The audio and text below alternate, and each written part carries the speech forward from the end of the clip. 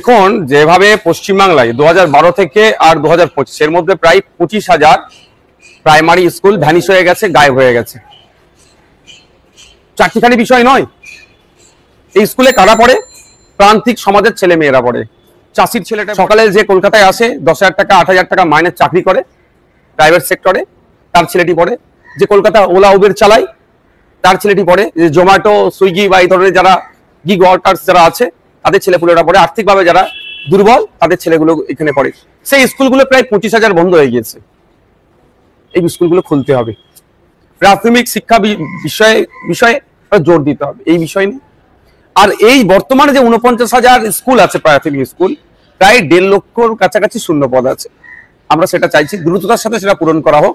গতকালকে আমরা দেখলাম যে 13,421 ভ্যাকান্সি করেছে, আর 2023-এ যারা টেট দিয়েছে তাদের রেজাল্ট আউট করেছে।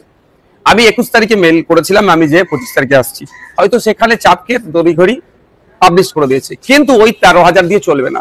শিক্ষা ব্যবস্থা যেভাবে ধ্বংস হতে চলেছে, প্রাথমিক শিক্ষা ব্যবস্থা, বুনিয়াদী শিক্ষা যেখান থেকে পায়, সেটা তড়িঘড়ি সেটাকে রিকভারি করা দরকার। ইমিডিয়েট 50,000 ভ্যাকান্সি ঘোষণা করতে হবে সেই বিষয়ে কথা বলার জন্য। কারণ আপনারা জানেন, আমাদের গৌতম বাবু যখন চার্জ নিয়েছিলেন তারপরেই প্রেস করে অনেক কথা শুনিয়েছিলেন। ভালো লেগেছিল আমাকেও ভালো লেগেছিল। কারণ আমি যখন আমার ইউনিভার্সিটির বন্ধুরাও এখন অনেকে চাকরি পায়নি, ওরা বিভিন্ন প্রিপারেশন নিচ্ছে। তাদের কথা অন্তত ভেবেছিলাম যে বছরে বছরে নিয়োগ হবে, বছরে দুবার নিয়োগের গল্প শুনিয়ে উনি বলেছিলেন 50,000 রেড সিট ভ্যাকান্সি রেডি আছে, শুধু অনুমোদনের অপেক্ষা। সেগুলি জানতে এসেছিলাম, কিন্তু আজকে দেখলাম যে ওনাকে পেলাম না, উনি আজকে নাই। কালকে রাত্রে প্রায় 12টার কাছাকাছি, 11টার পরে একটা মেল করছেন যে উনি থাকতে পারছেন না। তো অফিসিয়ালি ওই টাইমে স্বাভাবিকভাবে মেল হয় না। তাহলে কি আমাদের দপ্তরে এত কাজ করছে, দিন রাত কাজ করে যাচ্ছে? প্রথম কথা তো আমাদের যারা স্টাফ আছে এখানে, আমি এদের প্রতি সহমর্মিতা জানাবো, এদের সাথে আমার কোনো বিতর্ক নাই। দরকার 25 জন স্টাফ আছে, 5 জন, এমনি এদেরকে কাজ বেশি করতে হয়। আবার রাত 11টায় আবার মেল করছে, মানে কত বেশি কাজ করছে। পালিয়ে বেড়াচ্ছে নাকি তাও বলতে পারবো না। আমি তো সে জিজ্ঞাসা করতাম যে আপনি মিডিয়ার সামনে গল্প শুনিয়েছেন, বলবো এখন যে বছরে দুবার টেট হবে নিয়োগের গল্প শোনাচ্ছেন এই মর্মে, 50,000 রেডি আছে অনুমোদনের অপেক্ষায়, হ্যান গল্প শুনেছেন। আপনি এখন 13,421 দিচ্ছেন। যারা 2022-এ টেট দিয়েছে, সেই 2017-এর পরে তারা সুযোগ পাচ্ছে। তাদের দুরবস্থার কথা। তো ইমিডিয়েট 50,000 ঘোষণা করতে হবে ভ্যাকেন্সি, এ নিয়ে আলোচনা করবার জন্য তিনি এখন আজকে ছিলেন না, তবে আমি পরে আবার আসবো। আজকে এখানে যিনি চার্জে ছিলেন, মানে উনি যাকে অ্যাপয়েন্ট করে গিয়েছিলেন, অফিসারের সাথে কথা বললাম, আমাদের ডেপুটেশন ওখানে দিয়েছি।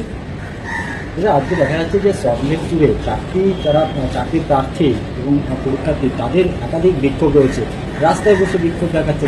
আমি একটা কথা বলি, যদি মনে করে রাজ্য সরকার এই 13,421 সীমাবদ্ধ রেখে দেবো, এই পুজো শরদ উৎসব এই সময় আমি কোনো মিটিং মিছিলে যাব না, এই মিটুক রাজ্য সরকার, কিন্তু এটা আমরা কিন্তু ছাড়ে কথা বলবো না।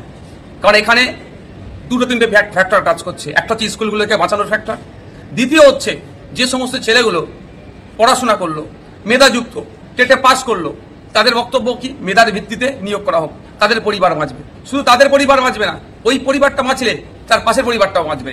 যদি 50,000 হয়, 50,000-এর জায়গায় 1.5 লক্ষ পরিবার উপকৃত হবে। প্রায় 15 লক্ষ মানুষ এই জায়গা থেকে উপকৃত হবে। কেন হবে না? সরকারটা কেন আছে? সরকারটা মানুষের ভালোর জন্য সরকার তৈরি হয়, সরকার ব্যবসা করার জন্য নয়। সরকার বেসরকারিকরণের দিকে ঠেলে দেবে, এই জন্য সরকার তৈরি হয়নি।